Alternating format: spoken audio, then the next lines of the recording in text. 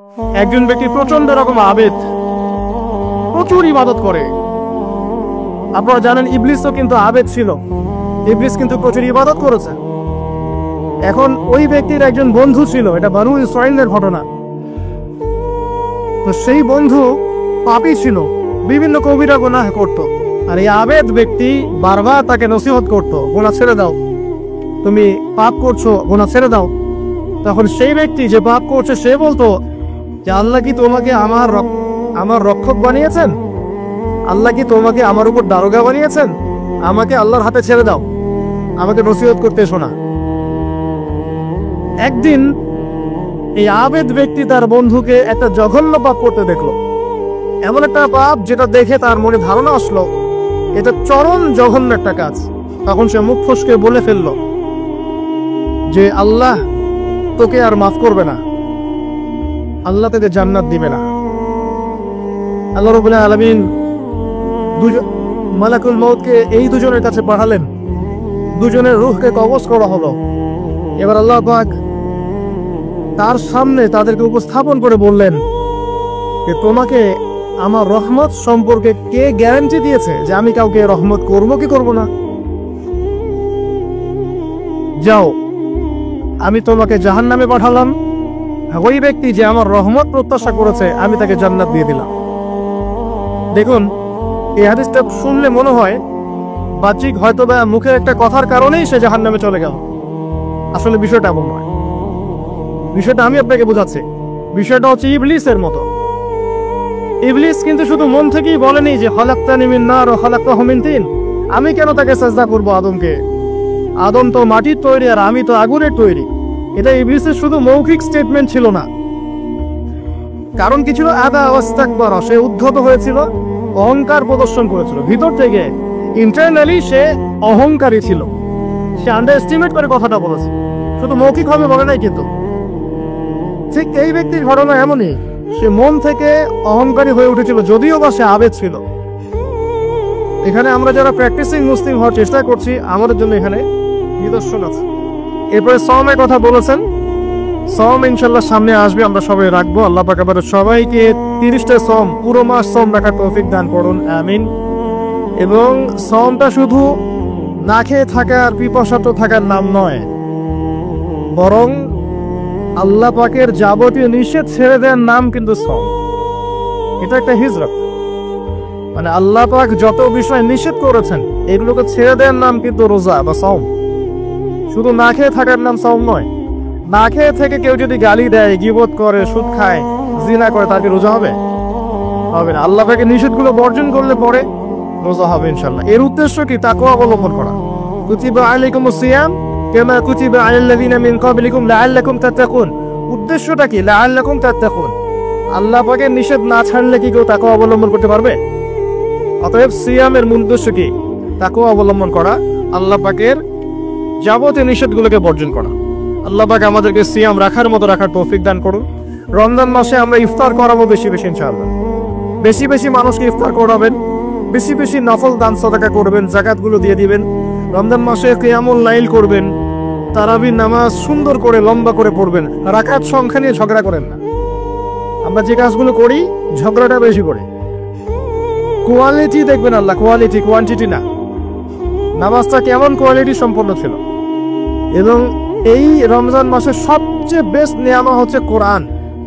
এই মাসে কি হয়েছে? কোরআন নাজিল হয়েছে। কোরআনকে সময় দিতে হবে। যারা কোরআন তেলাওয়াত করতে জানি না, রমজান মাসে শিখতে হবে। যারা জানেন তারা খতম দিবেন, তেলাওয়াত করবেন, খতম দিবেন। যারা আরো ভালো জানেন তারা গবেষণা করবেন, পুরো কোরআনটা গবেষণা করবেন। পারা যাবেন ইনশাআল্লাহ। আল্লাহ পাক সবার আগে আমাকে, অতঃপর আপনাদের সবাইকে তৌফিক দান করুন, আমিন। এবং দ্বীনের জন্য তালিম করবেন, ঈমানের আলোচনা করবেন, মসজিদে দার্স দিবেন, ইফতার করাবেন, গরিবদেরকে সাদাকা করবেন, ওষুধ দিবেন, ফিতরা আদায় করবেন। রমজান মাসটাকে একটা ইসলামের ইবাদতের সংস্কৃতি বানিয়ে ফেলবেন। রমজানের প্রতিটা মোমেন্টকে কাজে লাগানোর চেষ্টা করবেন। আল্লাহ পাক সবাইকে তৌফিক দান করুন, আল্লাহুম্মা। ইফতার একসাথে করবেন, বাসায় সবাই একসাথে ইফতার করবেন। একটা কমিউনিটি, একটা মানে কি বলবো, ইসলামের উৎসব যেন বিরাজ করে। পরিবারের ছোটরা দেখবে যে রমজানে আমরা সবাই একসাথে ইফতার করি। একটা বড় থাল কিনবেন বাসায়, এই বড় থালে খাওয়া কিন্তু সুন্নাত। বড় থাল যেখানে পরিবারের সবাই সদস্য মিলে খাবেন। বাচ্চা কাচ্চা ছোট ছোট বাচ্চারা দেখে দেখে বড় হবে যে আমরা রমজান মাসে বাবা মা সবার সাথে বসে খেয়েছি এভাবে। ওদেরকে হাদিয়া দিবেন, রোজা রাখলে উৎসাহিত করবেন, রোজা রাখলে গিফট দিবেন, হাদিয়া দিবেন। আম্মু তোমার বয়স যদিও রোজা ফরজ হয় নাই, রাখার চেষ্টা করো, যদি রাখতে পারো তাহলে আমি তোমাকে একটা গিফট কিনে দেবো। রাখতে উৎসাহিত করেন, দেখবেন ইনশাল্লাহ এই চর্চাগুলো পরবর্তীতে ওদের মধ্যে তাকওয়া নিয়ে আসবে ইনশাল্লাহ। আমাদের মনে আছে আমরা যখন ছোট, রোজা ফরজ হয় নাই, আমাদেরকে এভাবে বকশিস দেওয়া হতো, রোজার একটা 10 টাকা দেওয়া হবে। তখন অবশ্য 10 টাকার মান এখনকার 100 টাকার চেয়ে বেশি ছিল, আর আপনার টাকার মান দিন দিন কমবেই। ইসলামিক কারেন্সি যারা বোঝে না তারা এগুলো সম্পর্কে বিরূপ মন্তব্য করতে পারে, বাট আমরা জানি যে একটা সভ্যতা মানুষের সম্পদ চুষে খাচ্ছে এবং ডে বাই ডে এটা হতেই থাকবে। যাই হোক, ওই টপিকে আর গেলাম না।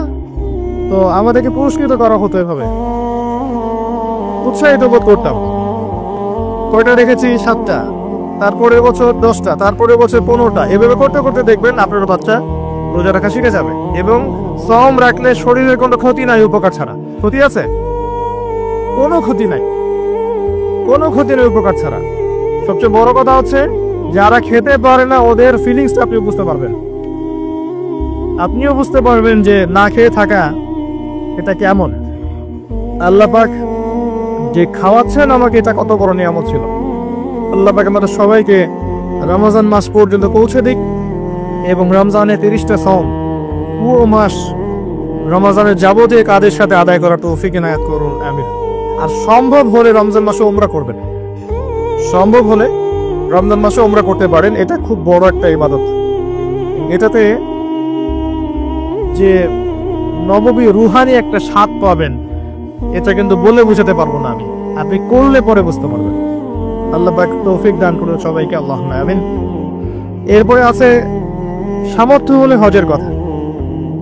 আলহাজ টাইটেলের জন্য নয়, মানুষ আমাকে আলহাজ বলবে, হ্যাঁ, মানুষকে দেখানোর জন্য হজ, আমাকে হাজী সাহেব বলবে, এই জন্য হজ নয়।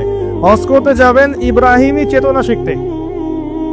হজের কাজের মধ্যে ইব্রাহিম আলাইহিস সালামের একত্ববাদের চেতনা আছে। আরাফার মাঠে আপনি কিয়ামতের মাঠকে ফিল করবেন, সাই করবেন, তখন হাজরা আলাইহিস সালামের সেই কষ্ট ফিল করবেন। প্রত্যেকটা কাজের পিছনের ঘটনা কি এটা আপনাকে ফিল করতে হবে। যত নামাজ পড়েই ভেবে বসবেন না যে অনেক কিছু করে ফেলছে, চিল্লা দিয়ে মনে করে ফেলবেন না যে দিনের জন্য অনেক কিছু করে ফেলছে। একটা হজ করেছেন, ওমরা করেছেন, সিয়াম রেখেছেন, দিনের জন্য দান সদকা করেছেন, একটা মাদ্রাসা মসজিদ করেছেন, ভেবে বসবেন না আপনি সব অনেক কিছু করে ফেলেছেন এবং অন্যরা সব কক্রোচ তেলা পোকা, ওরা জাহান্নামে যাবে, এমনটা মনে করবেন। জানি না আমরা যে কার আমলের কতটুকু আল্লাহর কাছে কবুল হচ্ছে। এখানে এই ব্যক্তির সমস্যা ছিল এই, সে নিজের আমলটাকে অনেক ভারী মনে করছিল এবং সে স্টেটমেন্ট দিয়ে ফেললো যে তোকে আল্লাহ পাক মাফ করবে না। এই একটা কথা মন থেকে বলার কারণে তার ইহকাল পরকাল দুটা বরবাদ হয়ে গেল, সে জাহান্নামে চলে গেল। ঠিক আরেক ব্যক্তির ঘটনা আছে এমন, এগুলো সবগুলো রেফারেন্স আছে। এক ব্যক্তি প্রচুর ইবাদত করতো, আল্লাহ পাক তার ইবাদত করার জন্য পাহাড়ের চূড়ায় একটা সুন্দর ব্যবস্থাও করে দিয়েছিলেন। সেখানে ডালিম গাছ হতো, ঝর্ণা আসতো, খাবারের কোনো অভাব নাই। হাদিস এসেছে 500 বছর সে ইবাদত করেছে। কত বছর?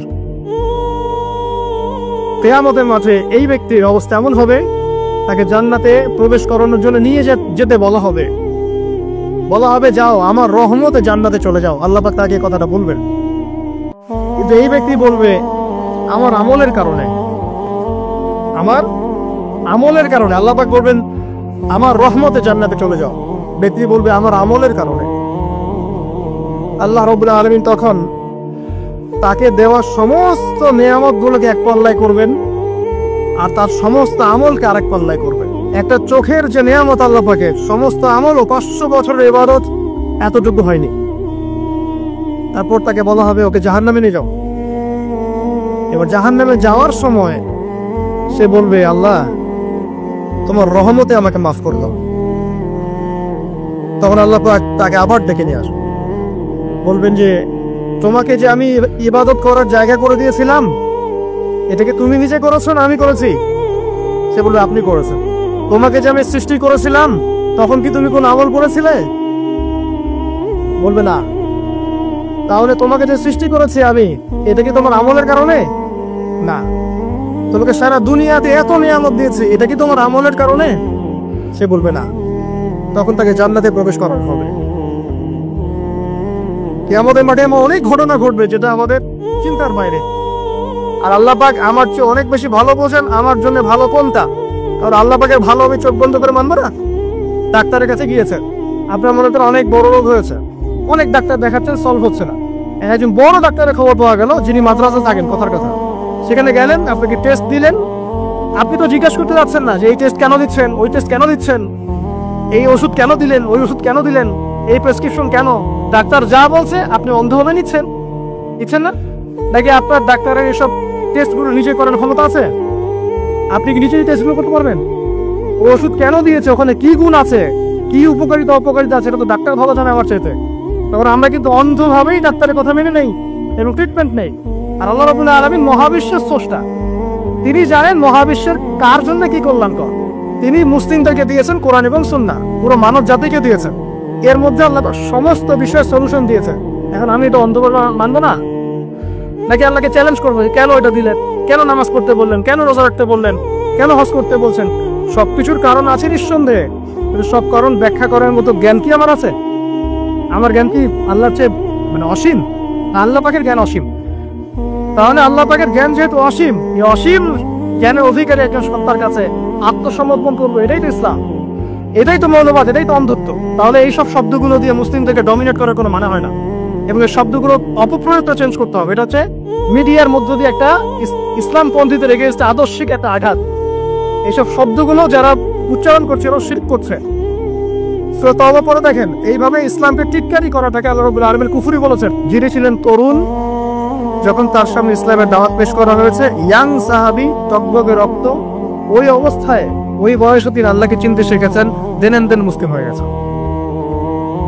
বায়াতে আকবে কুবরা নামে একটা বায়াত হয়েছে, যেই বায়াতটা মূলত মক্কা থেকে মদিনায় হিজরতের পটভূমি তৈরি করে দেয়। সেই ৭৫ জন সাহাবীর মধ্যে মুআজ বিন জাবাল রাদিয়াল্লাহু আনহু ছিলেন অন্যতম প্রধান। ইসলাম কবুল করার সময় তার বয়স ছিল হয়তোবা 19 থেকে 20 বছর। আর আপনি আমাদের জেনারেশনের 19-20 বছরের যুবকদের দিকে একটু তাকিয়ে দেখেন, আর মুআজ বিন জাবাল রাদিয়াল্লাহু আনহুর দিকে তাকিয়ে দেখেন। 6 জন সাহাবী ছিলেন স্পেশাল, যারা নবী সাল্লাল্লাহু আলাইহি ওয়াসাল্লামের ওহী লেখক ছিলেন, অর্থাৎ কোরআন সংকলন করতেন, হাদিস সংকলন করতেন। তার মধ্যে একজন হচ্ছেন মুআজ বিন জাবাল রাদিয়াল্লাহু আনহু। তিনি ছিলেন জাহেদ। জাহেদ মানে হচ্ছে দুনিয়া বিমুখ, দুনিয়া নিয়ে তার এত পেরেশানি ছিল না, টেনশন ছিল না। এখনকার যুবকদের মেইন চিন্তা কি? দুনিয়া না, স্ট্যাটাস, চাকরি, বাড়ি, গাড়ি, সুন্দরী বিবি, এই তো। মুআজ বিন জাবাল একজন জাহেদও ছিলেন। জাহেদ মানে বলা হয় দুনিয়া বিরাগী, দুনিয়াকে তিনি প্রয়োজন মনে করতেন, এর ভিতর ডুবে থাকতেন না কখনো। অথচ তিনি একজন তরুণ মানুষ ছিলেন। একটা হাদিস এসেছে, হালাল হারামের মধ্যে এই উম্মতের সর্বাধিক জ্ঞান যাদেরকে দেওয়া হয়েছে তার মধ্যে মুআজ বিন জাবাল রাদিয়াল্লাহু আনহু একজন। তিনি 18 হিজরিতে ইন্তেকাল করেছেন এবং তিনি অত্যন্ত সুদর্শন ছিলেন, চমৎকার বাগ্মী ছিলেন, মানে খুব চমৎকার করে কথা বলতে পারতেন, জনগণকে বোঝাতে পারতেন। আল্লাহ পাক আমাদেরকে তার মধ্যে হওয়ার তৌফিক দান করুন, আমিন। এবং তিনি জাফর ইবনে আবি তালেব রাদিয়াল্লাহু আনহুর দিনী ভাই ছিলেন। মানে দিনী ভাই কেমন? যখন মুহাজির সাহাবীরা হিজরত করে মদিনায় গিয়েছে, তখন ওইখানকার সাহাবীদেরকে বলা হতো আনসার সাহাবী, যারা আউস এবং খাজরাজ গোত্র ছিলেন। নবী সাল্লাল্লাহু আলাইহি ওয়াসাল্লাম মদিনায় প্রথমে মসজিদে নববী নির্মাণ করলেন, এরপর সামরিক প্রশিক্ষণ, অর্থনৈতিক ভিত্তি শক্ত করা, ইহুদিদের সাথে মদিনা সনদ এবং মুসলিমদের মধ্যে ভ্রাতৃত্বের বন্ধন স্থাপন করলেন। এক সাহাবীর সাথে আরেক সাহাবীর দিনী ভাই সম্পর্ক করলেন। মুআজ বিন জাবাল রাদিয়াল্লাহু আনহু ছিলেন জাফর বিন আবি তালেব রাদিয়াল্লাহু আনহুর দিনী ভাই। জাফর বিন আবি তালেব রাদিয়াল্লাহু আনহু ছিলেন নবী সাল্লাল্লাহু আলাইহি ওয়াসাল্লাম আপন চাচাতো ভাই আলী রাদিয়াল্লাহু আনহুর ভাই। জাফর রাদিয়াল্লাহু আনহু আবিসিনিয়ায় ওই যে বাদশা নাজাশী তার সামনে সূরা মারিয়াম তেলাওয়াত করেছিলেন, যার তেলাওয়াত শুনে জাফর রাদিয়াল্লাহু আনহু তেলাওয়াত শুনে বাদশা নাজাশীর চোখ দিয়ে দরদর করে পানি পড়তে শুরু করে এবং পরবর্তীতে ওই খ্রিস্টান বাদশা ইসলাম কবুল করেন, আলহামদুলিল্লাহ।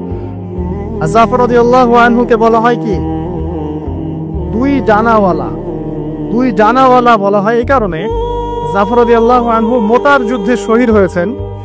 মোতার যুদ্ধটা ছিল রোমানদের সাথে, মুসলিমদের মাত্র 3000 সৈন্য, আর মোতার যুদ্ধে কুফারদের, রোমকদের 2 লক্ষ সৈন্য। এটা কি যুদ্ধ হয়? কোনোভাবে সম্ভব? ওই যুদ্ধে নবী সাল্লাল্লাহু আলাইহি ওয়াসাল্লাম তিনজনকে সুনামতি করেছেন, যে আব্দুল্লাহ বিন রওয়াহা যদি ইন্তেকাল করে, যায়েদ ইবনে হারেসা যদি ইন্তেকাল করে তাহলে জাফর ইবনে আবি তালেব, যদি ইন্তেকাল করে বা শহীদ হয়, তাহলে তোমরা তোমাদের মধ্য থেকে একজনকে আমির বানিয়ে নিও, একজনকে নেতা বানিয়ে নিও। তো তিনজনই আলহামদুলিল্লাহ এই যুদ্ধে শহীদ হন এবং জাফর রাদিয়াল্লাহু আনহুর 2 হাত কেটে পড়ে যায়। প্রথমে তার 1 হাত কেটে যায় ডান হাত, তিনি বাম হাত দিয়ে যুদ্ধ করতে থাকেন। বাম হাত কেটে পড়ে যায়, তখন তিনি এই ডানা, এই বাহু দিয়ে পতাকাতে বুকের মধ্যে আঁকলে রেখেছিলেন। তারপরে কাফেররা তাকে শিরচ্ছেদ করে, এভাবে তার ইন্তেকাল হয়, শাহাদাত বরণ করেন। এবং নবী সাল্লাল্লাহু আলাইহি ওয়াসাল্লাম মদিনা থেকে বলছিলেন যে জাফর 2 জন ফেরেশতার কাঁধে ভর দিয়ে আমাকে সালাম দিয়ে চলে গেল। নবী সাল্লাল্লাহু আলাইহি ওয়াসাল্লাম বলছিলেন জাফর রাদিয়াল্লাহু আনহুকে এই 2টা কাটা হাতের বিনিময়ে আল্লাহ পাক জান্নাতে 2টা পাখা দিয়েছে, এই জন্য তাকে বলা হয় 2 ডানাওয়ালা বা 2 বাহুওয়ালা। জাফর রাদিয়াল্লাহু আনহুর দিনী ভাই ছিলেন কে? মুয়াজ বিন জাবাল রাদিয়াল্লাহু আনহু। সবচেয়ে বড় কথা হচ্ছে মুয়াজ বিন জাবাল রাদিয়াল্লাহু আনহু একদিন বসে আছেন, নবী সাল্লাল্লাহু আলাইহি ওয়াসাল্লাম নিজে তার হাত ধরলেন। চিন্তা করেন, নবী সাল্লাল্লাহু আলাইহি ওয়াসাল্লাম নিজে মুয়াজ বিন জাবাল রাদিয়াল্লাহু আনহুর হাত ধরলেন, ধরে বললেন, হে মুয়াজ, ওয়াল্লাহি আল্লাহর কসম, ইন্নী লা উহিব্বুকা, আল্লাহর কসম হে মুয়াজ, আমি তোমাকে ভালোবাসি। চিন্তা করতে পারেন? হে মুয়াজ, আল্লাহর কসম আমি তোমাকে ভালোবাসি। কে বলছেন এটা? মুহাম্মদ সাল্লাল্লাহু আলাইহি ওয়াসাল্লাম। এবং এরপর তিনি বলছেন যে তুমি প্রত্যেক ফরজ নামাজের পরে এই দোয়াটা করা ছেড়ে দিও না। কোন দোয়া? আল্লাহুম্মা আইন্নি আলা যিকরিকা ওয়া শুকরিকা ওয়া হুসনি ইবাদাতি। বলেন আমার সাথে, আল্লাহুম্মা আইন্নি আলা যিকরিক ওয়া শুকরিক ওয়া হুসনি